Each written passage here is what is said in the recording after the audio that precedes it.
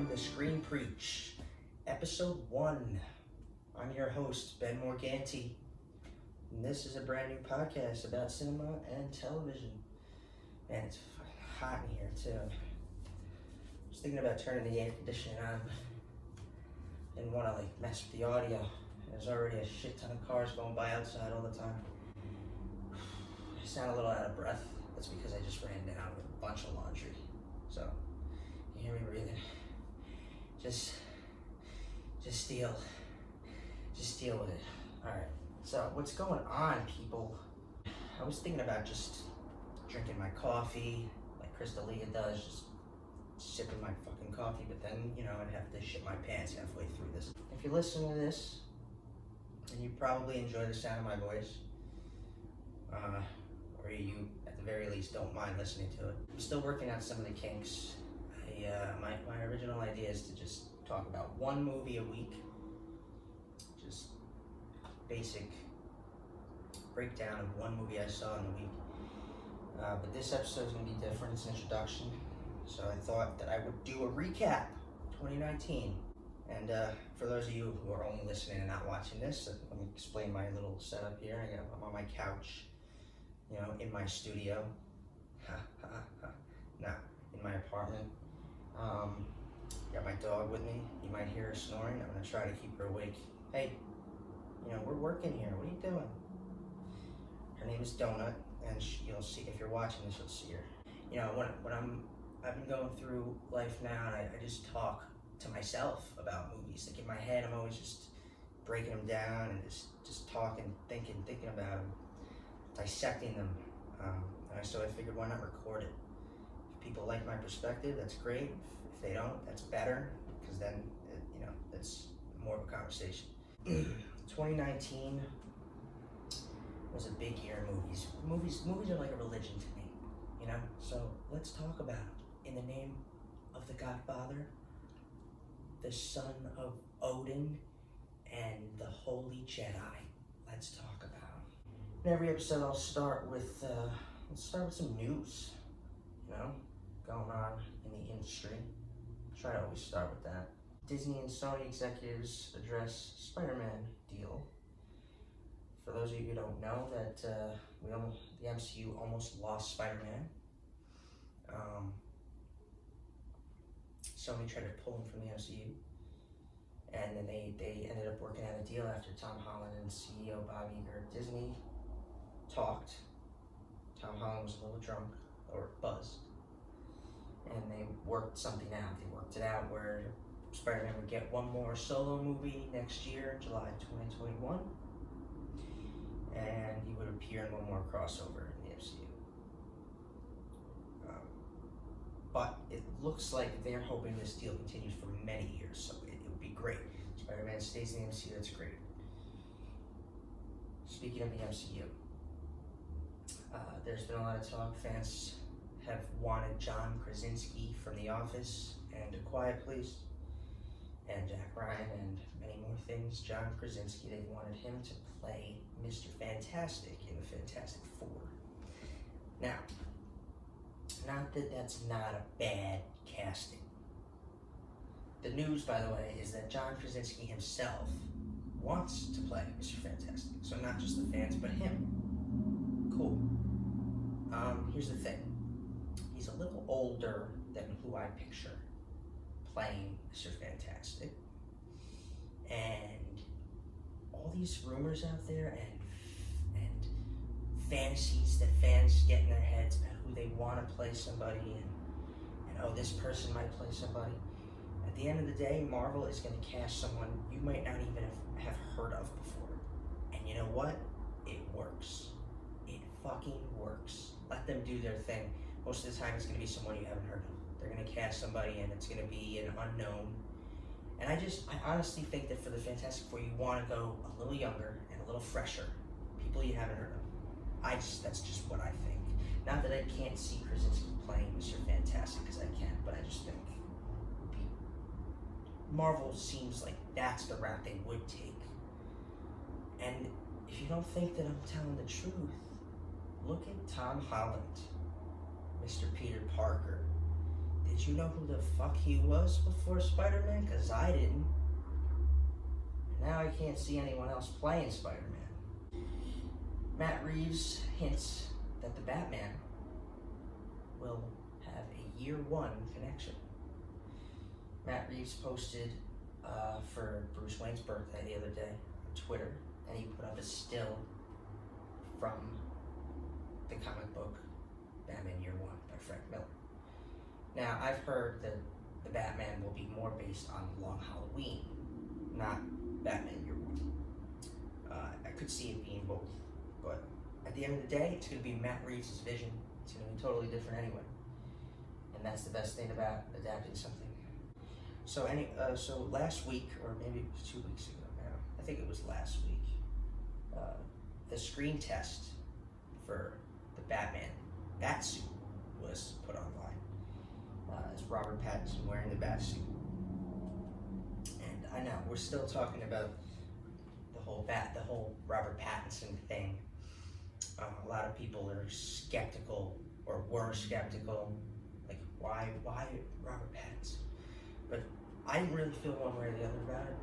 As time goes on, I get more excited about it. I saw The Lighthouse, which is one of the films I'll be talking about today, and he can fucking act, that guy. So I'm gonna give him his chance before I start giving him shit. Let's see how he does. But there have been legit set photos now, at least. If you're only listening to this, you can't see it, but if you're watching the pictures, there they are. It's cool. The bat cycle, he's riding like a motorcycle, bat cycle, and he's wearing his full suit, and it's cool. It looks interesting. And I got faith in Matt Reeves.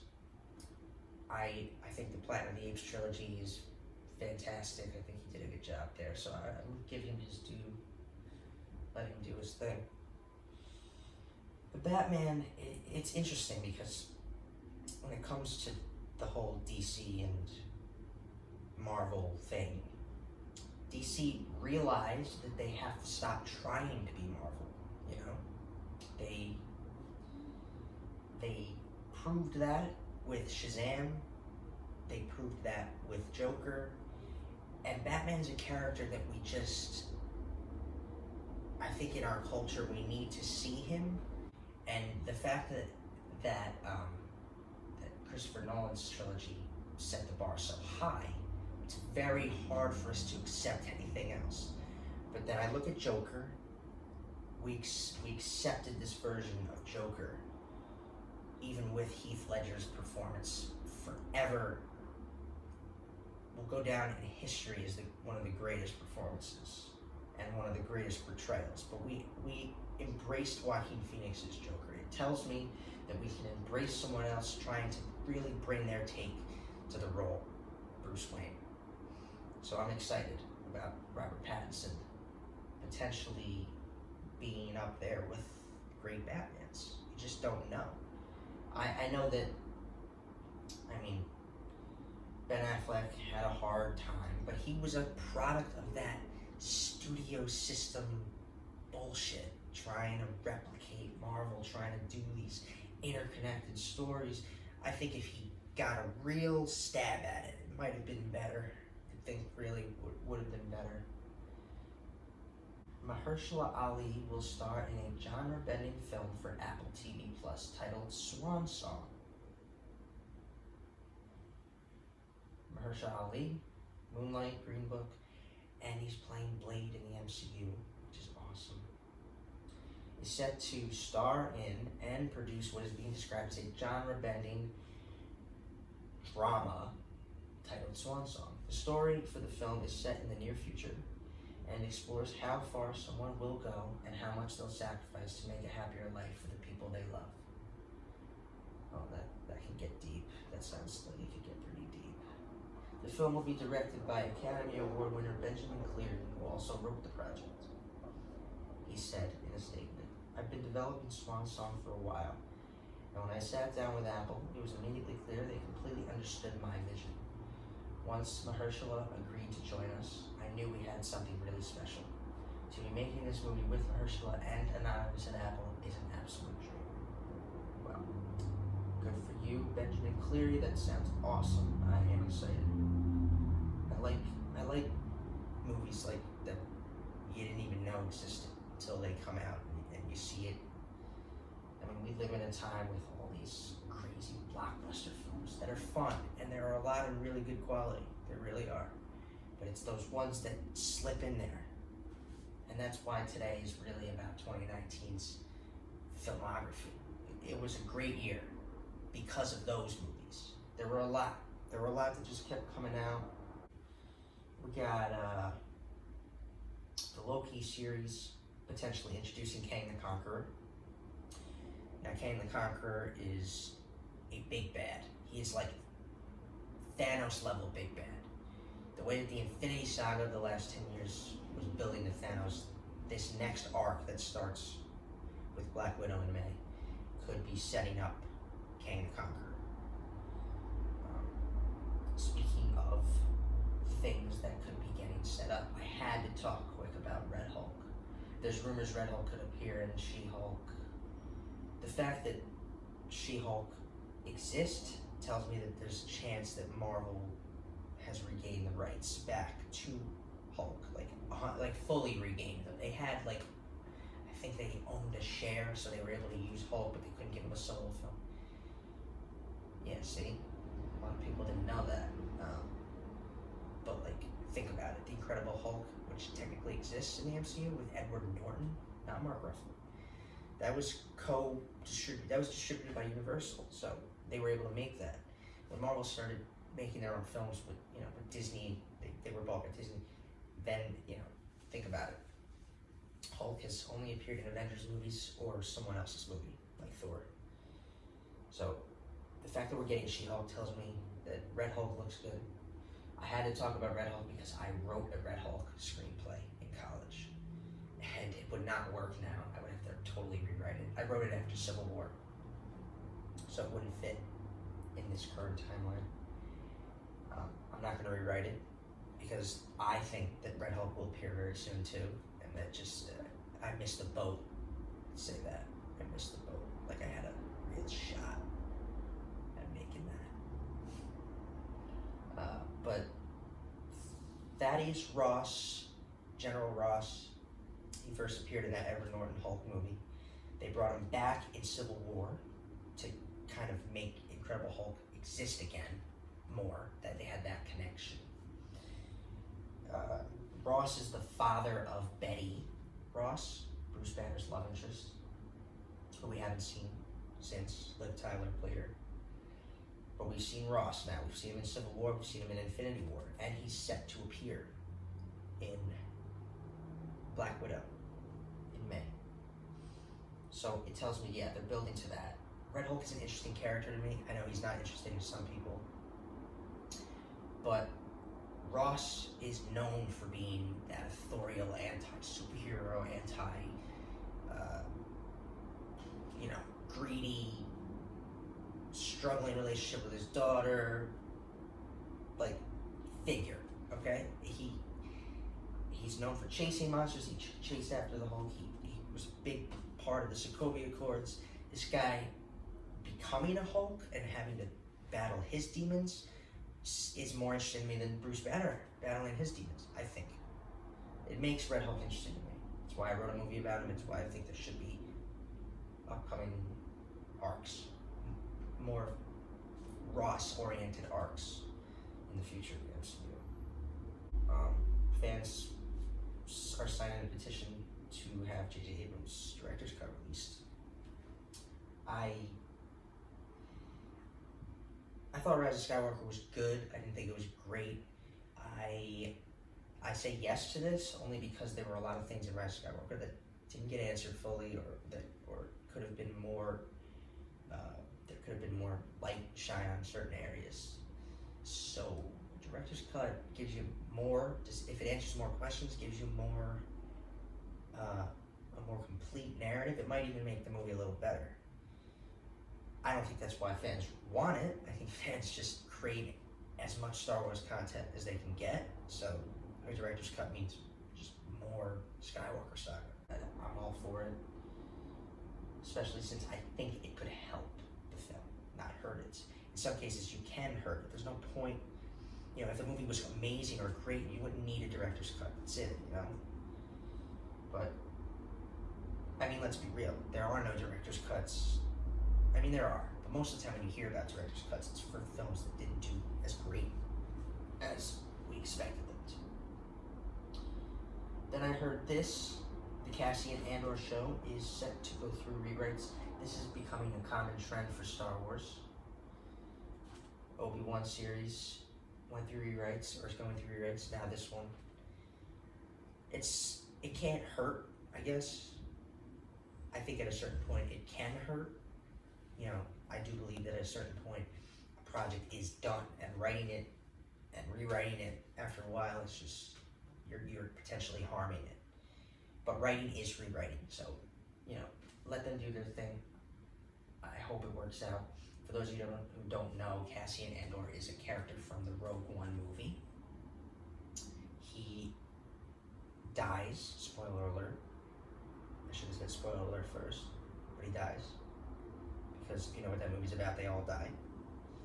So this series will take place before that. We'll see his upbringing, we'll see his adventures. It's exciting. I'm more excited about the Obi-Wan series, but obviously, come on. And then there's the whole big news about the movie. Okay, we got a secret Sith Exegol movie being developed by J.D. Dillard and Matt Owens. So there hasn't been a whole lot of news about the movie's specifics. There hasn't been, but now we have word of more creators involved in the film. I think they should take on a specific form. I think try something different. Don't do a series. Do films that are individual. They have their own stories, and then maybe connect them in some way at the end of some built-up narrative. I think if you want to know what I mean exactly, you should read the Legends books, the Old Republic. The way that the 4-book series for the Old Republic does it is how I think the movie should do it.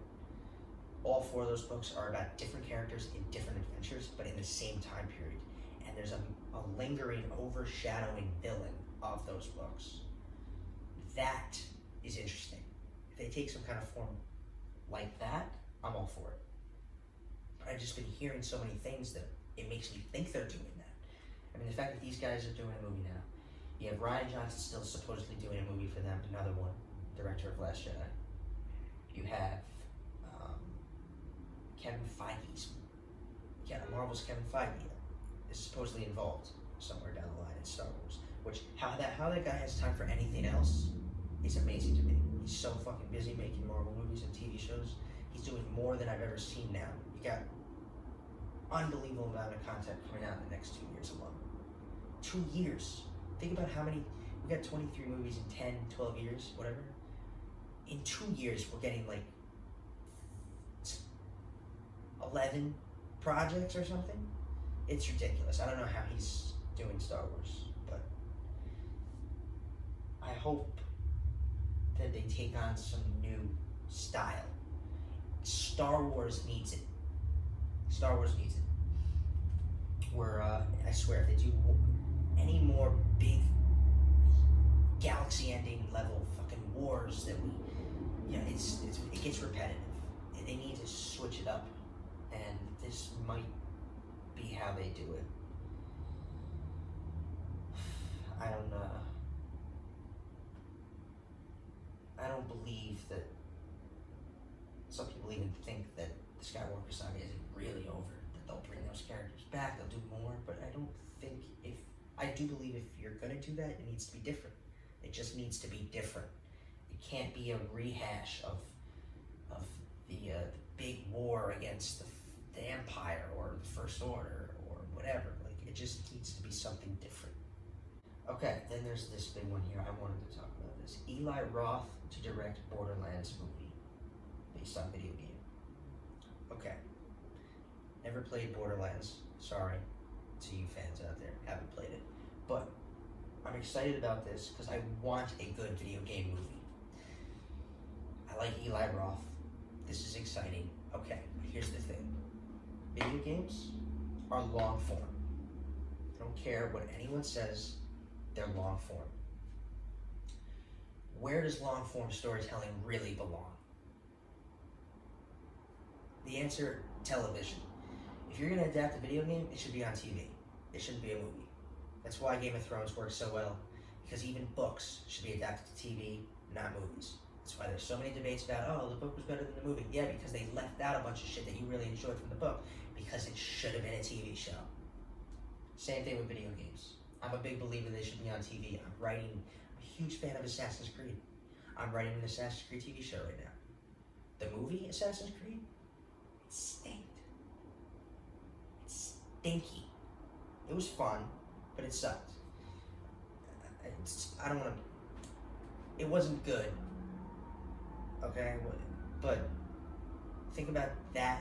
Think about all the content of Assassin's Creed. Think about the world building. Think about how much there is to work with. In video games alone, they belong on TV. I'm excited about this. I'm hoping that I want at least one good video game movie like that. So let's see if Eli Roth can deal with Borderlands. Here's one for the fans out there. Friends cast to reunite for exclusive HBO Max special. They're doing it, people. It's gonna be a Friends reunion.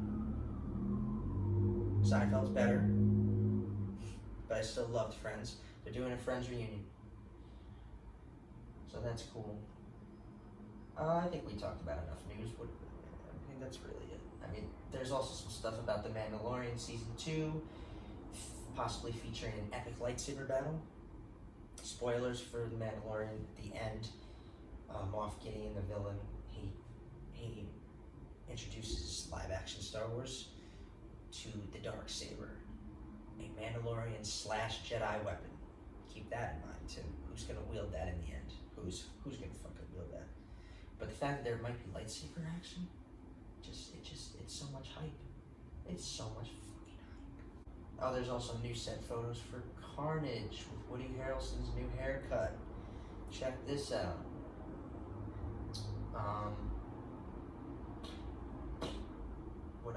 What else? Oh, Star Wars, they released their new comic line that they're doing for the High Republic. Again, of course they're going to be really focusing on the High Republic because I think that's where their movies are taking place soon. But I like this. There's a rumor, there's like a theory here about the comic concept art already revealing possible stars for the movies, because some of the characters in the concept art look like actors that we know. One of them looks like John Bernthal, and the other one looks like David Harbour from Stranger Things. That's interesting. I don't think I would put too much stock into that, but yeah. Jurassic World 3 title was revealed by Colin Trevorrow. I think it's called Jurassic World Dominion. Okay, cool. Here's the thing. This better be the last one. No, I don't want to be that black and white about it. This is a trilogy. End the trilogy. Move on. You come back to Jurassic World, it better be fresh and new. I just think after a while, some things don't need sequels. Like something. Here's another. Knives Out, which I'll talk about. That's part of the recap today. Knives Out is getting a sequel. Knives Out does not need a sequel. Knives Out is a great film. That's it, though. Does not need a sequel. Here's the thing, though. I think it's mostly about Benoit Blanc. It's not about, like, it'll be a new case. And so I guess you could call it a sequel. It's just a new, it's just an individually, just a new movie in the same world, following a character we know. It could work. Rian Johnson's doing it, so I don't really, it should be fine. I just think we're talking about sequels here. Some things don't need sequels. Some things stand on their own and should. Okay? Okay, studios? Okay, people? I know you're all listening to this. Everybody's listening to this, right? All the studio heads are listening to this. Stop making sequels you don't have to make just because you want to make more money. Please. Here's some more news. I didn't watch the latest season of American Horror Story yet, but I will. American Horror Story is like, It has good seasons, bad seasons, good seasons. It's fine. Evan Peters and Macaulay Culkin join American Horror Story season 10. Evan Peters always coming back to that show is a good thing. I wanted to talk about this because Macaulay Culkin, I mean, come on. Home Alone? That guy hasn't been around at all. So him being in American Horror Story is really cool, I think. Let's get one more in here. One more. Steven Spielberg not directing Indiana Jones 5. Okay.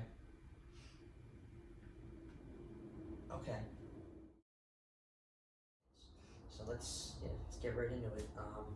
Captain Marvel. You know, a lot of people didn't like it. I did.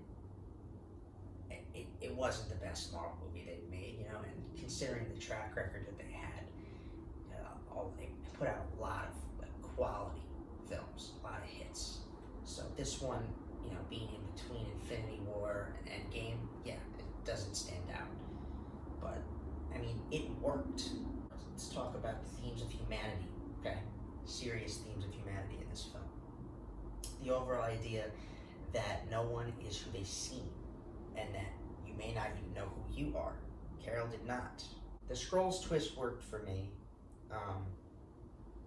Make them the good guys, the Kree the bad guys, because that also connects back to the overall idea of who the Kree are. What we had seen of the Kree already. I think Carol disappearing into space for years at the end, because it is something that might happen. That's something that would probably happen. There's no other way to really make the timeline break work for her character. The fact that she's been gone for 20 years. There are things that didn't work for me. The 90s setting, only because it means that there are 20 plus years of Carol Danvers that we know nothing about. Not to mention, it brought us some continuity errors. In Avengers, it's mentioned that S.H.I.E.L.D. started developing weapons of mass destruction using the Tesseract because of Thor. It's said by Nick Fury. Thor falling out of the sky in his solo film is what made humans realize, shit, there are other people out there, and all that, you know? They put a whole lot of stock into their weapons because of Thor's visit. Now, I mean, why wouldn't Carol's arrival have a similar reaction? I guess, you know, she was under the radar, but Nick Fury knew her and knew about space then, so it's weird that he's the one who says it in Avengers too, so it's weird. But yeah, I mean, overall, I thought more worked than didn't work. Here's my take on the film as a whole. I mean, yes, I like to imagine a narrative where Carol Danvers, an ordinary pilot in the late 2010s, instead got superpowers and became the newest hero to fight alongside the Avengers against Thanos. What would that have been like? You know, would that have worked better? Would it not have? Overall, it's a story about humanity. That's what it came down to for me. That climactic sequence, okay, where Carol has to realize that who she is more powerful than who the Kree wanted her to be. She had to embrace being human. The Kree, they suppressed her humanity as best they could, but it's Carol embracing it at the end that saved the day. And anyone who tells me that they didn't get chills at the end when Carol defeated the Supreme Intelligence, I mean, you're lying. Let's be real. That moment was great because it embodied everything that was being built to throughout the story. Carol already figured out who she was before that, but that scene was about her accepting it and embracing it. That was the true turning point. The intercut with her past, when she kept falling, she falls off the swing, she falls off the rope, she falls out of the car, right? We had seen that before, right? And then they quick, rapid cut. She gets back up. She gets back up. She gets back up. what it truly means to be human. That was riveting. Captain Marvel, overall, I gave it a 7.8. It was good. Moving on. Once Upon a Time in Hollywood. Have to talk about it. Have to talk about that. Have to talk about The Irishman, which we'll get to. What worked for me? I wouldn't have felt like we were spending 2.5 hours in Tarantino's world if the story didn't end the way it did. I often think back to how far Tarantino was willing to go in Inglourious Basterds. The whole thing was satirical, with the way it ends by killing Hitler, the way that he kills Hitler, veering in his own direction and rewriting history. I was able to slowly realize that's what he was doing in this film as I kept watching it, literally, the whole time, 2.5 hours. I'm like, okay, where is he going with this? You know, I knew it would be rewriting history here, I just knew it. The best thing about this film was that for the first time in perhaps all of his films, we actually get to just sit with the characters. It's slower, they're ordinary people, they're doing ordinary things, they're living ordinary lives, and we stick with that. It's his least violent film by far. I mean, the end is brutal, but it's definitely less violent than his past films, because most of it is not violent. It builds to that inevitable violent end that we get.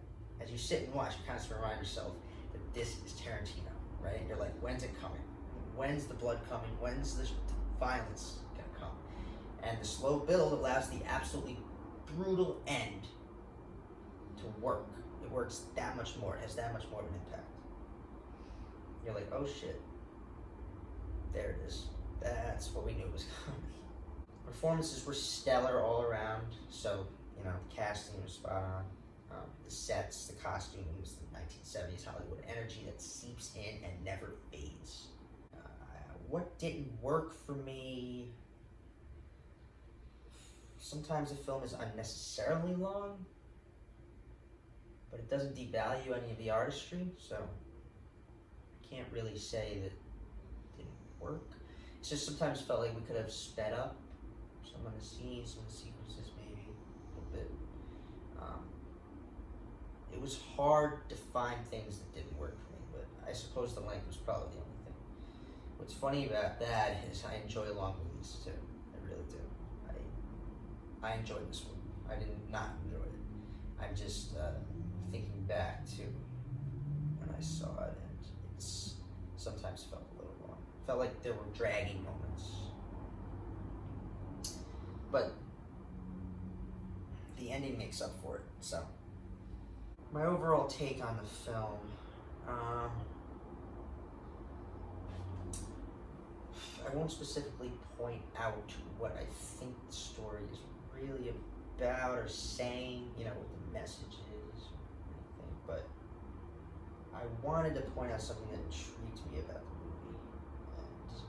And Tarantino has these ways of allowing the audience to become aware at times that we are very much spending a period of time in his world. You have to remember that you're in his world. They're brief moments, but they're almost recognizable. They have this amazing meta quality to them that I really enjoy. One specific moment I'll point out. I loved when Sharon Tate, played by Margot Robbie, is going to the movies to see a film that she plays a role in.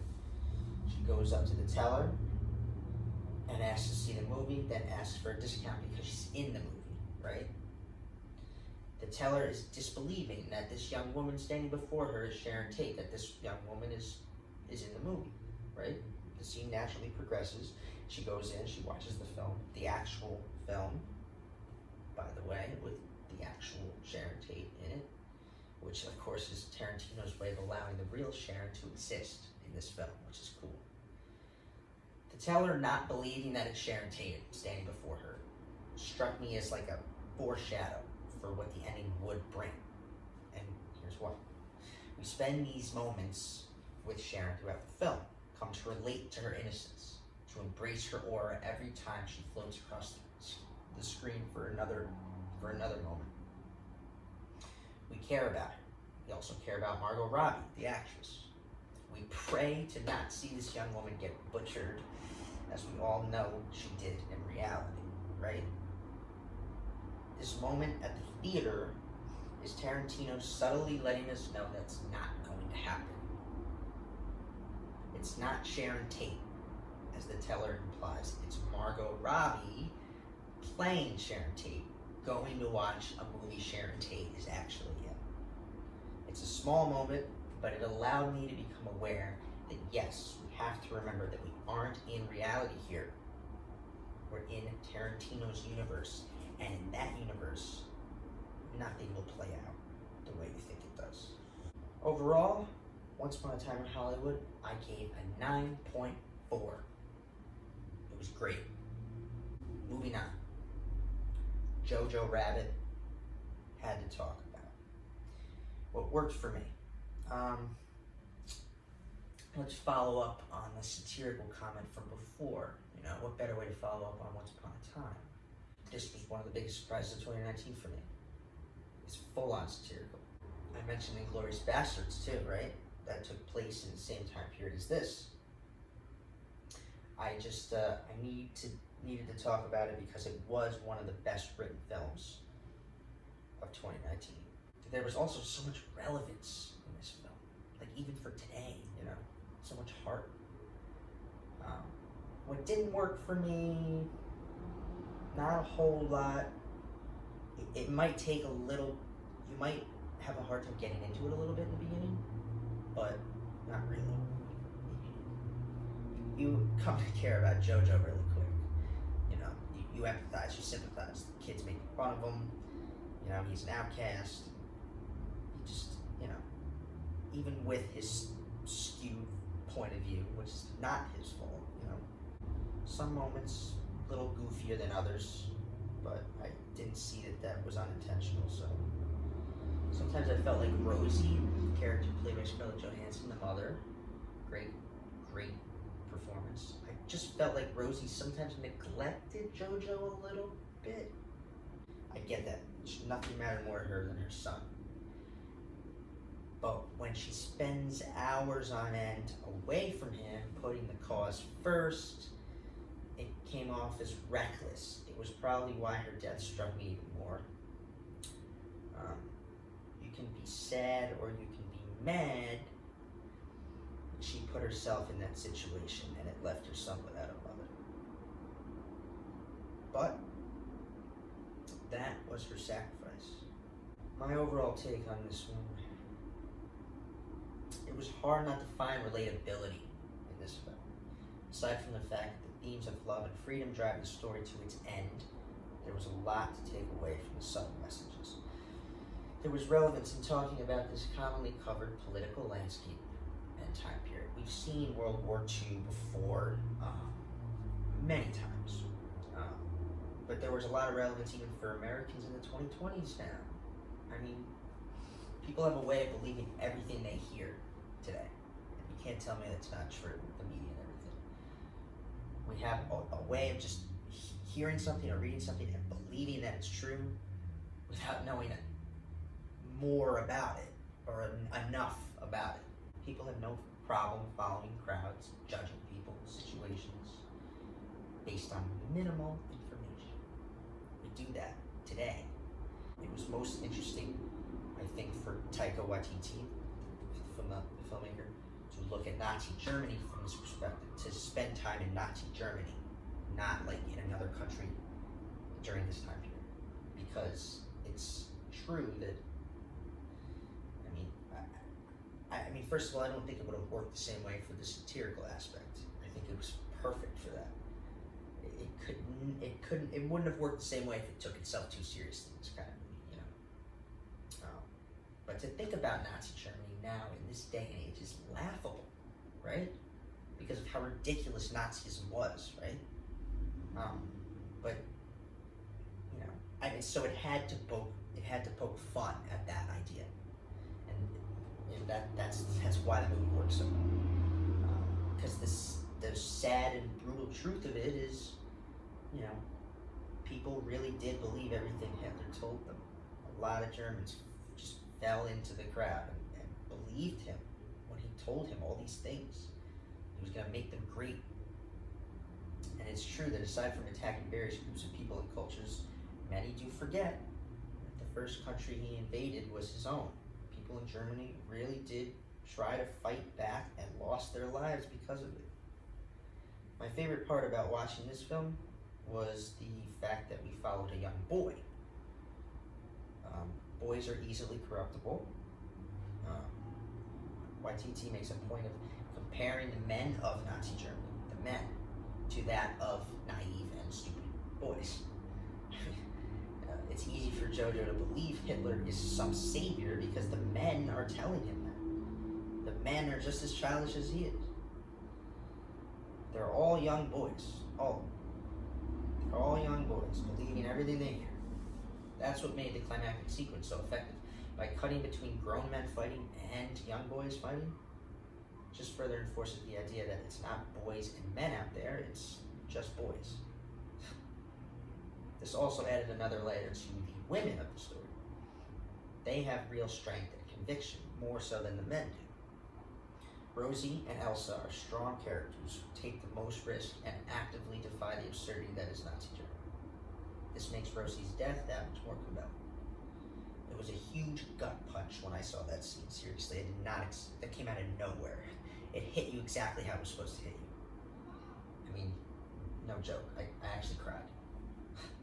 That moment was the reversal for Jojo's character. He had to stop being a boy and start being a man a little bit. He had to realize that he was wrong and to not follow the crowd in this case. Rosie and Elsa make him see the error in blindly following. They help him grow. Rosie's a mother in many ways to all the naive little boys she comes across. I'm talking about the men too. But it's her actual son she really cares about protecting. She makes Elsa understand what it means to be a woman because when she's gone, there will need to be more women like her. So I love that scene when they're in the little crawl space and they're talking about it. Elsa's asks her what it means to be a woman. Elsa's captivity is both physical and mental. She doesn't know what to do. She really doesn't know what to do. But what's most interesting is that Jojo is just as stuck as she is in many ways. Not in the same way she is, but stuck.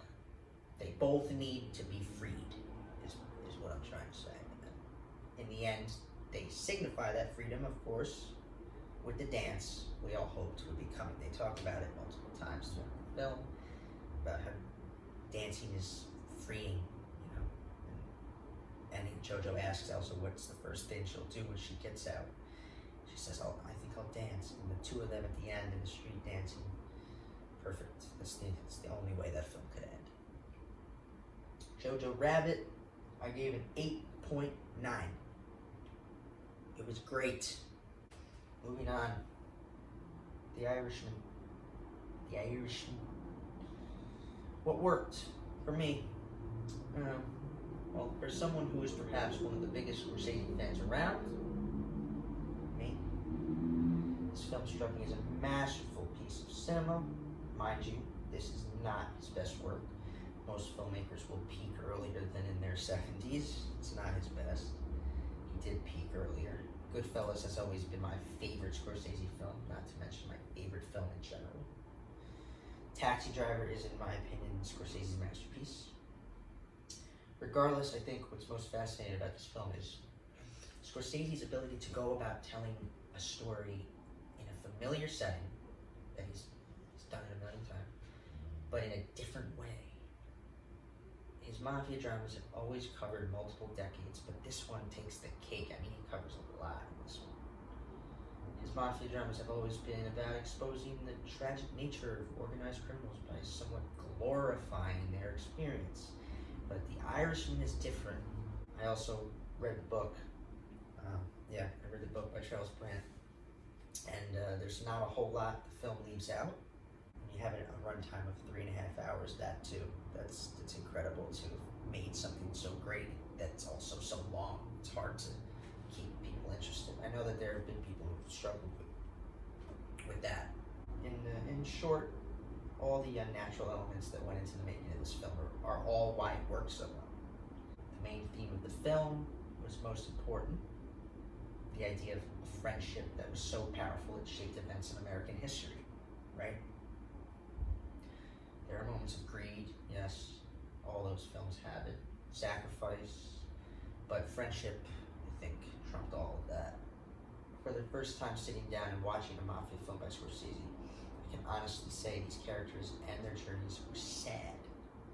It was sad. It was sad because the self-destructive nature that ordinarily surrounds these types of people didn't make you hate them or even love them. It made you legitimately pity them. Initially, watching the film, you might think, oh, you don't need that last half hour. It's unnecessary. It makes it longer than it has to be.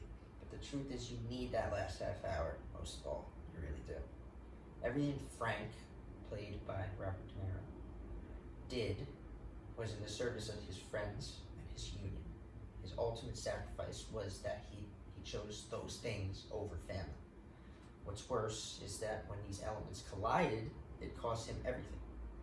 His loyalty to his friends found itself at odds with his loyalty to his business, and thus ended any self-satisfaction that could come from either. It's because of his decision that he lives alone and waiting to die. You need that last half hour, you really do. His family, his daughter, resent him for the way he conducted himself in life.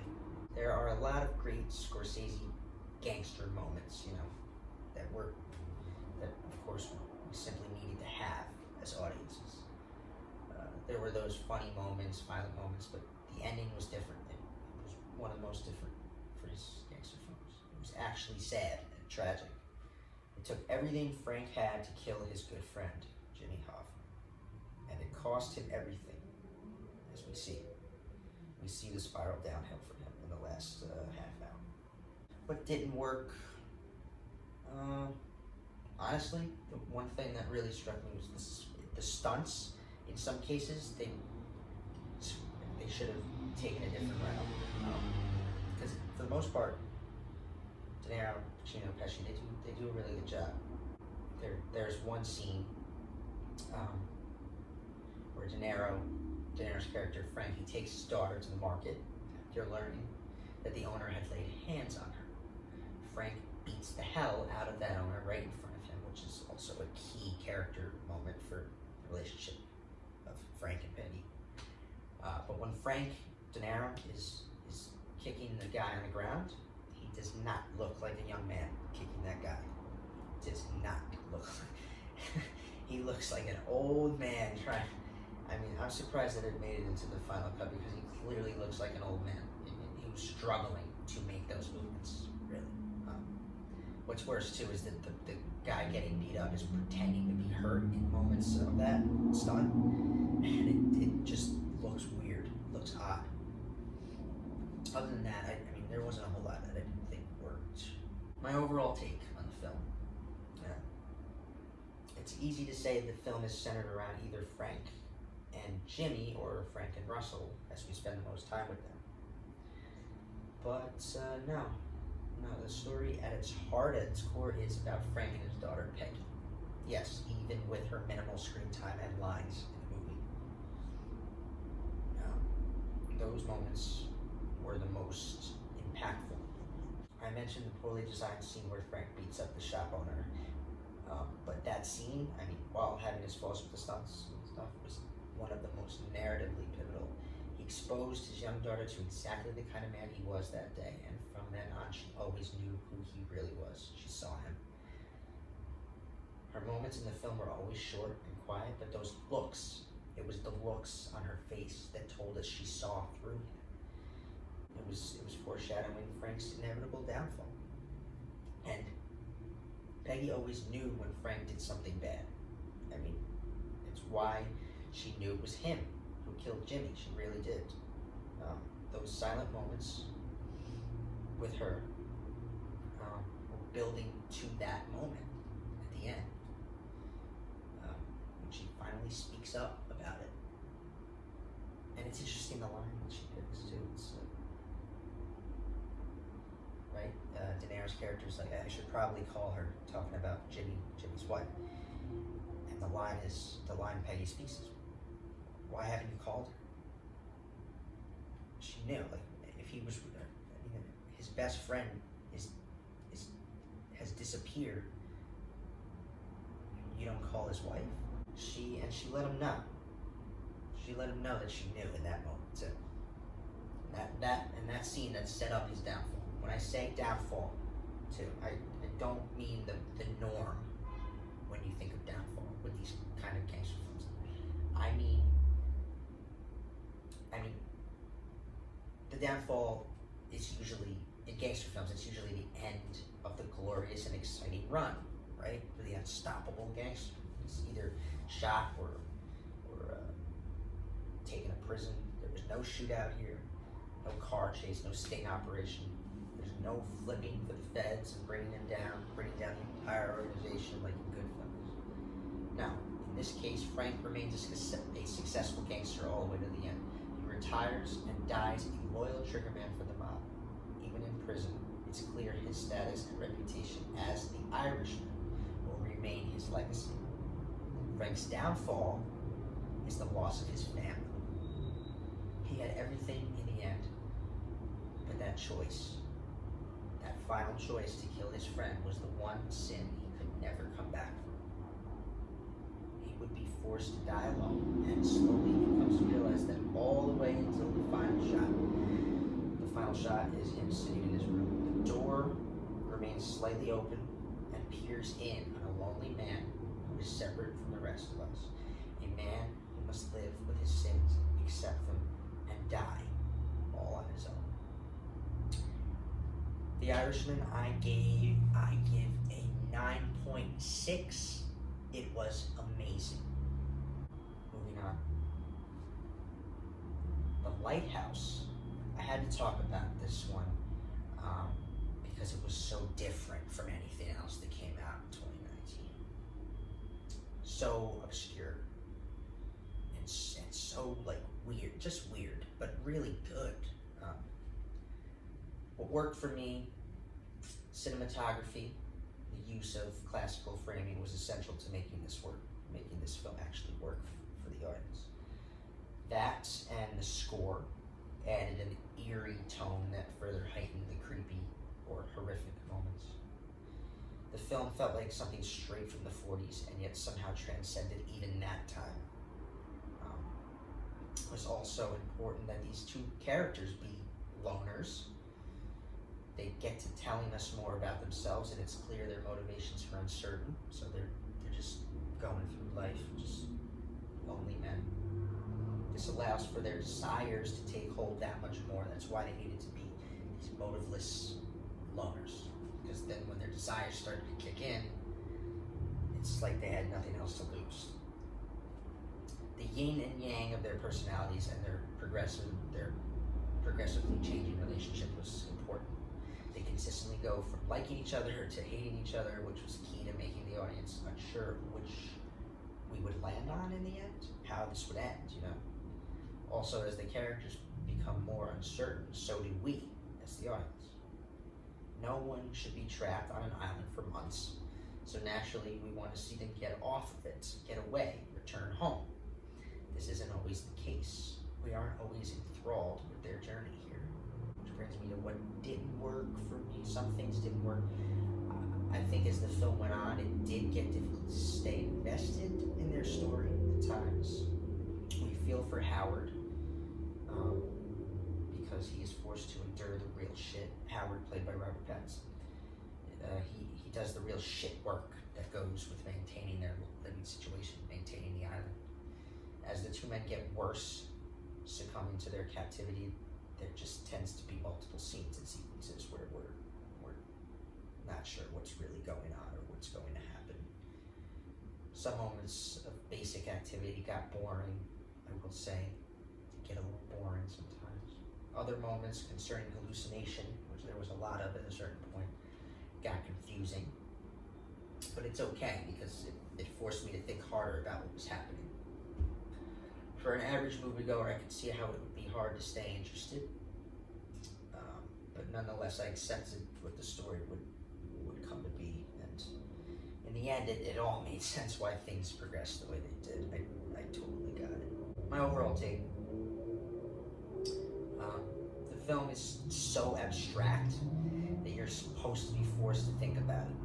It's just that kind of movie. What I took away from it was that the lighthouse itself represented some object of desire and an unobtainable object, at least for our protagonist, for Howard, I think would be considered the main character.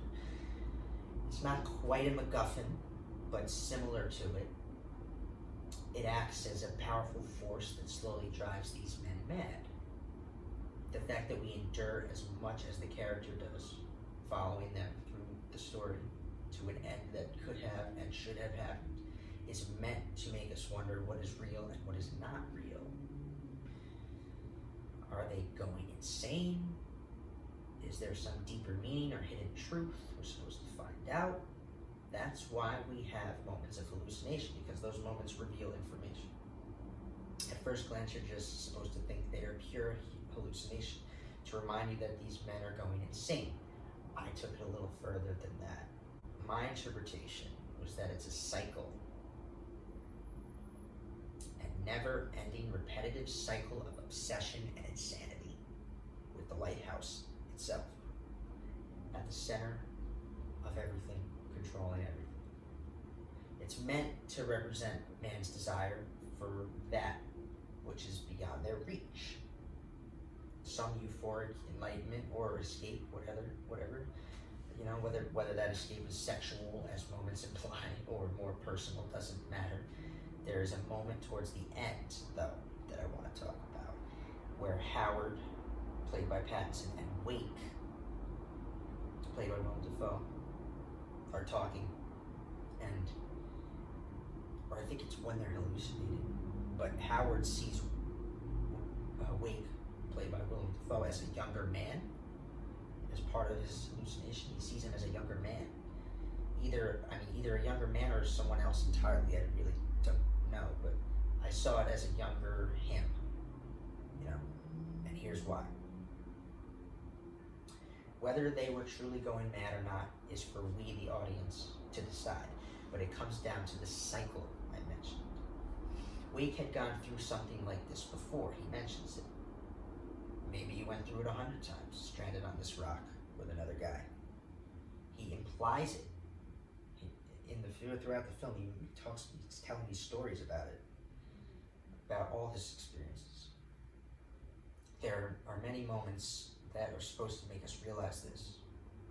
His younger self, a reflection of what Howard will then become. This is what I took away from it. A passing of the torch, if you will. It's possible Wake had been going insane for years. The director, Robert Eggers, he gives clues, like the gasoline they end up drinking. It's Wake, played by Dafoe, who initiates the switch to that drink when they run out of alcohol. Maybe he's been drinking that stuff the whole time and we didn't know it. Maybe not. But I saw it as a young, succeeding old kind of thing. Wake had killed men in his service before, that's what I thought. Like, he had killed other men in his service on this island, all to protect his obsessions with the lighthouse. Not so much the lighthouse itself, but what it represents, which is also why we never actually see what's inside. It's intentionally ambiguous. They slowly get worse and worse as they spend more time on the island. But when the gasoline comes into play, or whatever they were drinking, I really don't know. When they start drinking that, it gets worse, progressively worse.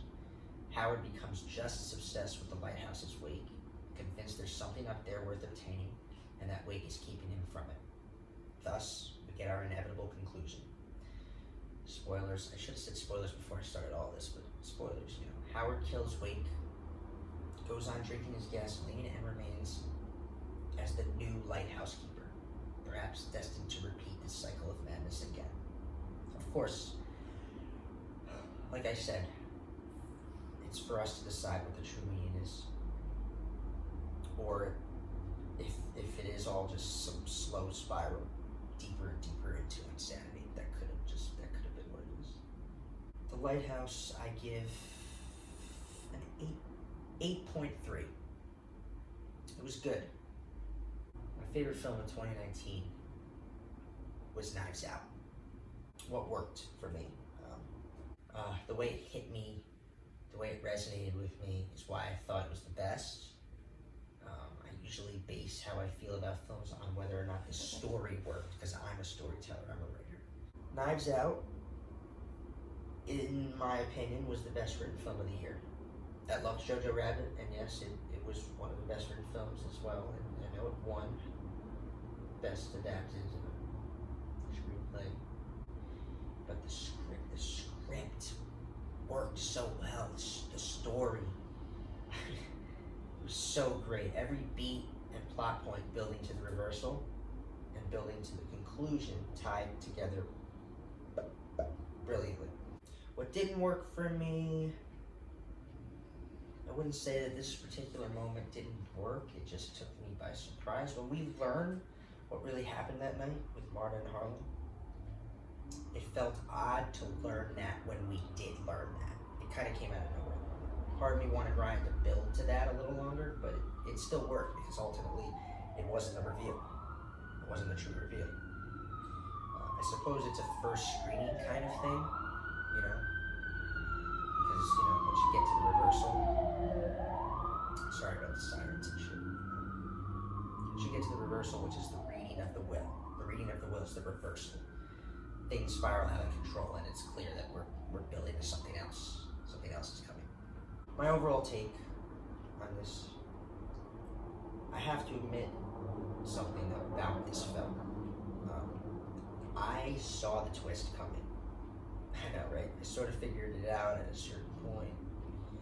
Now I know what you're gonna say, like, how could the film be considered amazing to me? I figured it out. Great narratives are supposed to shock you, right? Perhaps that's why it remains amazing to me, because despite the main plot revealing itself, this film had deeper thematic purpose.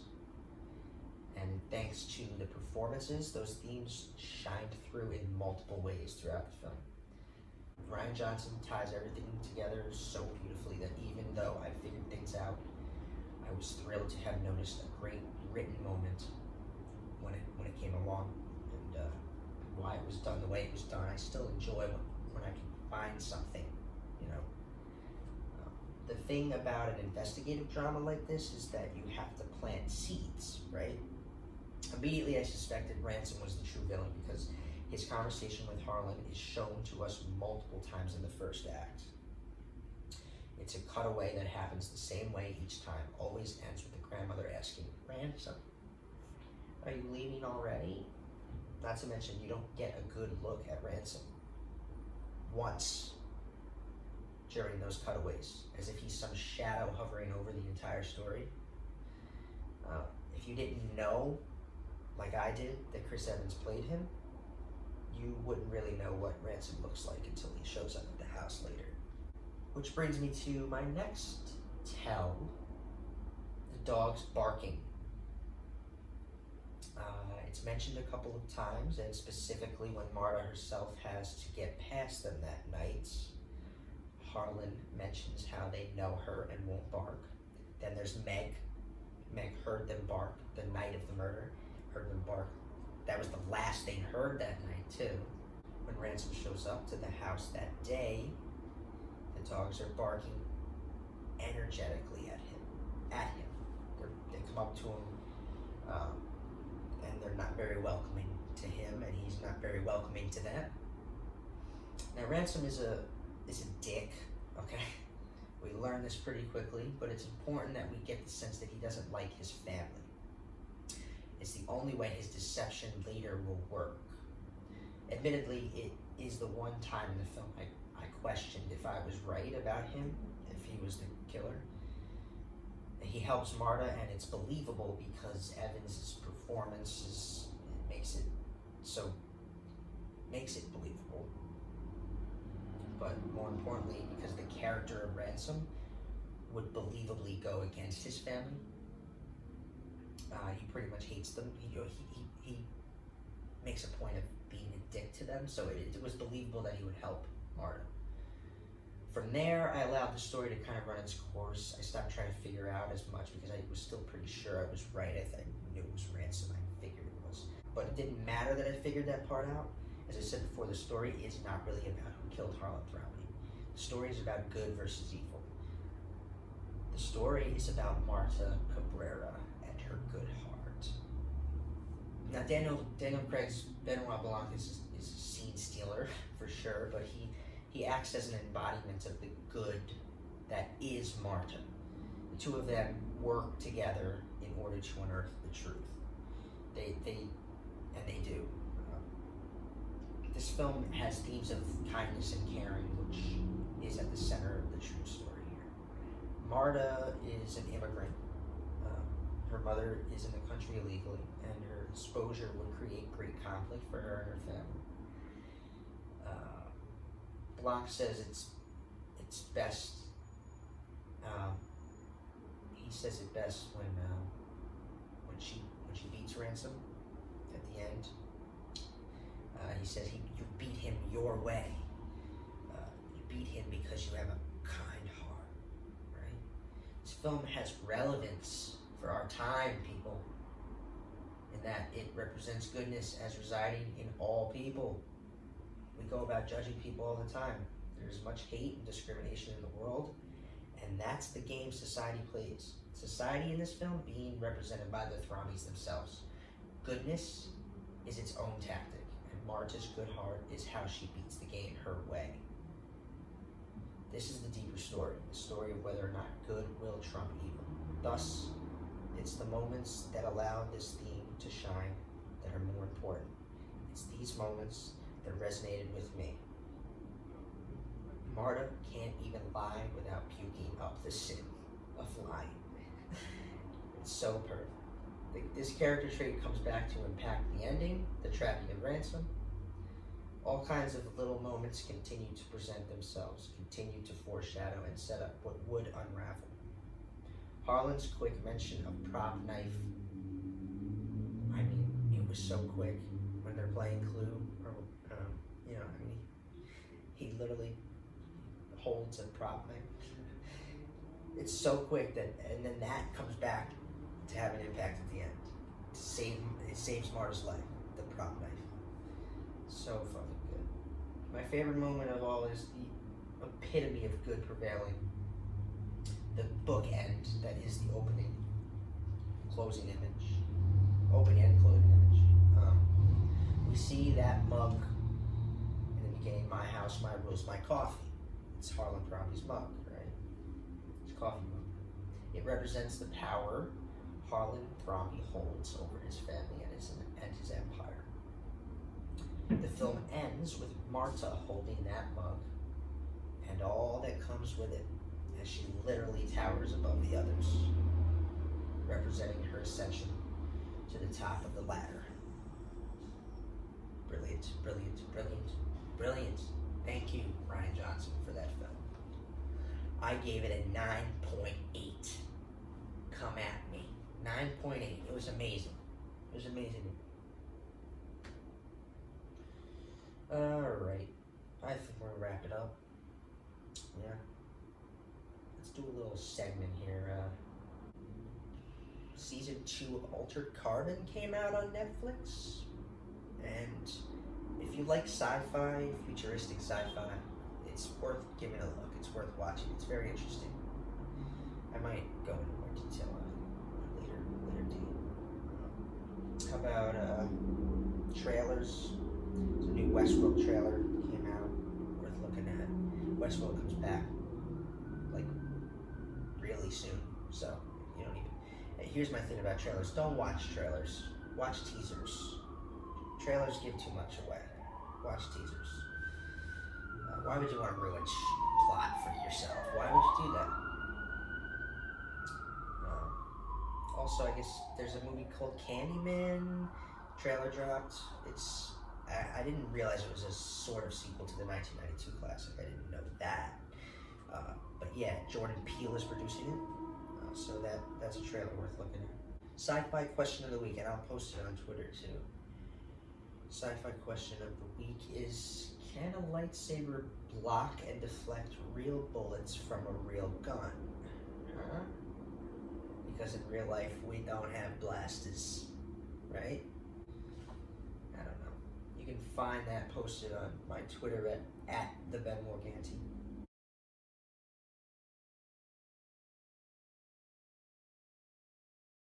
Anyway, yeah, let's wrap it up. As I mentioned before, I am a screenwriter at heart. If for some reason you or someone you know is looking for material that's new, fresh, and not yet on the big screen, you can find my work at abenmorgantistory.com. Also follow the show on Instagram at Screen Preach. Or if you want to follow me personally, once again, that's the Ben Morganti on Instagram. Thanks for listening, tuning in.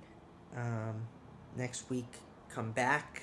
I'll have my first official episode where I will talk about Guy Ritchie's newest crime drama, The Gentleman.